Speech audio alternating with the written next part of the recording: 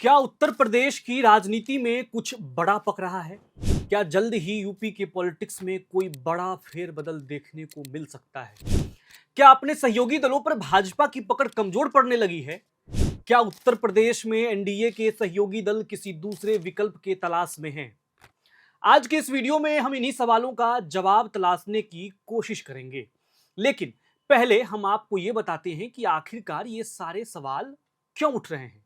उत्तर प्रदेश में ऐसा क्या हो रहा है जो सभी का ध्यान अपनी ओर आकर्षित कर रहा है? तो आपको बता दें कि यह पूरा मामला एनडीए के 4 सहयोगी दलों से जुड़ा हुआ है। अब ये 4 सहयोगी दल कौन से हैं?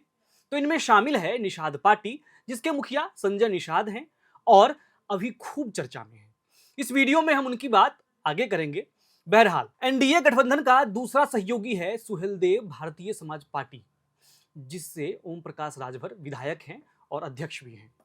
तीसरा दल है अपना दल, जिससे आशीष पटेल विधायक हैं, अनुप्रिया पटेल इनकी अध्यक्ष हैं। और चौथा दल है आरएलडी, जिससे अनिल कुमार विधायक हैं। हम चारों दलों से जुड़े विवादों की चर्चा सिलसिलेवार करेंगे, क्योंकि ये चारों दलों के बीच कुछ तो खिचड़ी पक रही है। क्या खिचड़ी पक रही है, ये आपको वीडियो के अंत में पता चलेगा। फिलहाल पहले बात करते हैं निषाद पार्टी की, जिसके मुखिया अभी खूब सुर्खियां बटोर रहे हैं। दिन था 16 अगस्त का और मौका था निषाद पार्टी के स्थापना दिवस की, जहां संजय निषाद ने यह घोषणा किया कि अगर मछुआरों को आरक्षण नहीं दिया गया तो विधानसभा का घेराव करेंगे। यह तो था पहला बयान। उन्होंने यह भी कहा आगे कि अगर बीजेपी को लगता है कि निषाद पार्टी से कोई लाभ नहीं मिल रहा तो गठबंधन तोड़ दे। फिर उन्होंने यह भी कहा कि 2024 के लोकसभा चुनाव में उनकी पार्टी को अपेक्षित सम्मान और हिस्सेदारी नहीं मिली। निषाद समाज, जो पूर्वांचल के कई जिलों में निर्णायक मतदाता समूह है, उनको अनुसूचित जाति में शामिल करने की उनकी मांग भी लंबे समय से अनसुनी रही है। संजय निषाद ने यह भी संकेत दिया कि अगर बीजेपी उनकी पार्टी की उपेक्षा करती है तो 2027 में नया राजनीतिक समीकरण बन सकता है। अब संजय निषाद के इस बयान ने उत्तर प्रदेश की सियासी गलियारों में हलचल पैदा कर दी है। इस बयान के बाद से ही अब कई लोग कई तरह की अटकलें लगा रहे हैं। अब संजय निषाद जो यह बयान दे रहे हैं, इससे यह साफ दिख रहा है कि यूपी एनडीए में भारी असंतोष है। कुछ तो है जो गड़बड़ चल रहा है और बहुत बड़ा गड़बड़ चल रहा है।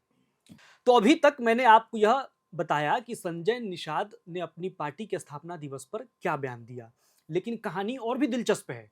एक दिलचस्प बात यह है कि निषाद पार्टी के 10वें स्थापना दिवस पर एनडीए के सभी घटक दल पहुंचे थे, सिवाय बीजेपी की, जबकि निमंत्रण बीजेपी को मिला था उस स्थापना दिवस में पहुंचने की।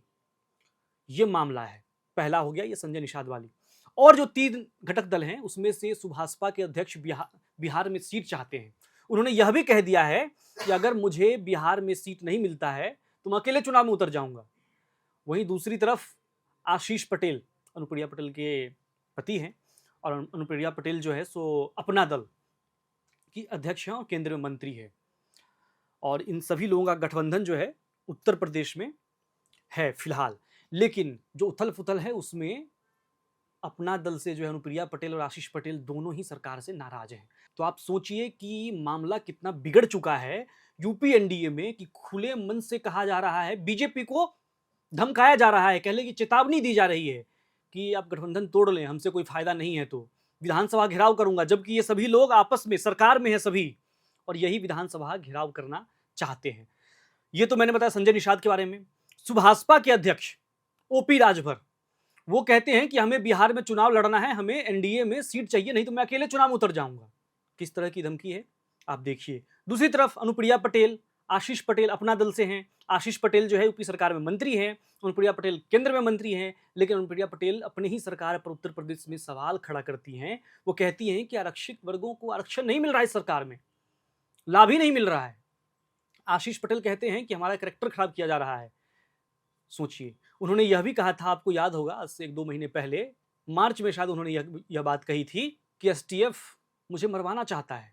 तो ये सारे बयान जो हैं बहुत कुछ बयां कर रही हैं, बहुत बड़ी बातें ये सिर्फ बयान ही बयां कर रही हैं, इसमें कुछ होने जाना नहीं है। पॉलिटिक्स तो यही है।